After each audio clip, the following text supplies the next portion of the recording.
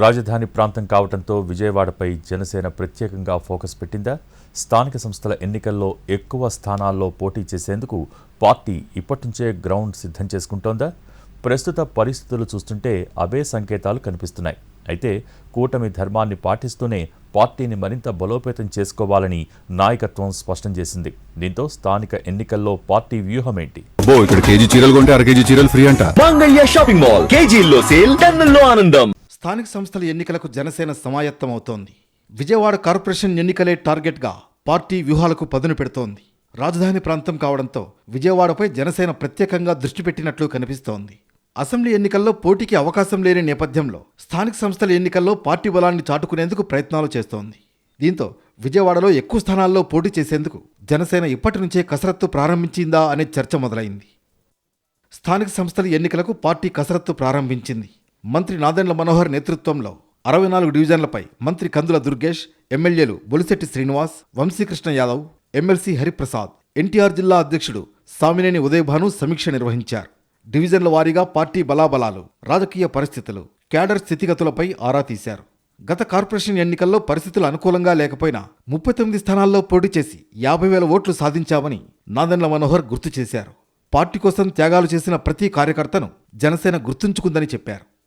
స్థానిక ఎన్నికల కోసం జనసేన ఇప్పటి నుంచే అభ్యర్థుల ఎంపికపై దృష్టి పెట్టింది. గెలుపు సామర్థ్యం ఉన్న అభ్యర్థులు వ్యూహాత్మకంగా ముందుకు వెళ్లాలని పార్టీ నాయకత్వం సూచించింది.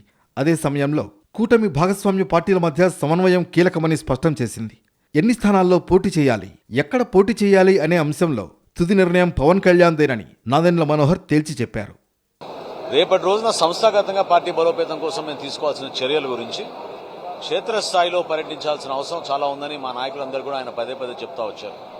అందులో భాగంగానే ఎన్డీఏ కూటమిలో మేము చేపట్టిన అనేక సంక్షేమ కార్యక్రమాలు, అభివృద్ధి కార్యక్రమాలు వివరించుకుంటూ రేపటి రోజున పార్టీ నిలబడాల్సిన స్థానాల్లో చక్కటి నాయకత్వం గుర్తించే విధంగా పార్టీని కూడా నిర్మాణం చేసుకునే విధంగా ముందడుగులు వేసుకుంటూ వెళ్లాలని పవన్ కళ్యాణ్ గారు సిద్ధమవ్వమని చెప్పడం జరిగింది. విజయవాడలో జనసేనకు బలమైన క్యాడర్ ఉందని మంత్రి కందుల దుర్గేష్ అన్నారు. రానున్న కార్పొరేషన్ ఎన్నికల్లో పార్టీ తన బలాన్ని చూపించాలని పిలుపునిచ్చారు. కూటమి పార్టీలన్నీ కలిసి ఒకే తాటిపై నడిస్తే విజయవాడ కార్పొరేషన్లో విజయం సాధించవచ్చని చెప్పారు. అందరూ కూడా ఇవాళ ఉన్నటువంటి పరిస్థితుల్ని ఆకలింపు చేసుకుని మనందరం కూడా కూటమి ధర్మాన్ని ఒకసారి పాటిస్తూనే మరో పక్కన వ్యక్తిగతంగా కూడా పేద ప్రజలకి అందుబాటులో ఉండే విధంగా, వారికి అండగా నిలబడే విధంగా మన కార్యక్రమాలను రూపకల్పన చేసుకోవాలనేటువంటి మాటను కూడా మీకు మనవి చేస్తున్నాను. ఇవాళ మీకు ఒక్కటే మనవి చేస్తా, మీరు కష్టపడి పనిచేస్తే, మనందరం కలిసి కష్టపడి పనిచేస్తే మీకు గుర్తింపిచ్చే బాధ్యతని పవన్ కళ్యాణ్ గారు తీసుకుంటారు. దీంతో ఈసారి ఎన్నికల్లో జనసేన అధిక స్థానాలు కోరవచ్చన్న చర్చ బలంగా వినిపిస్తోంది.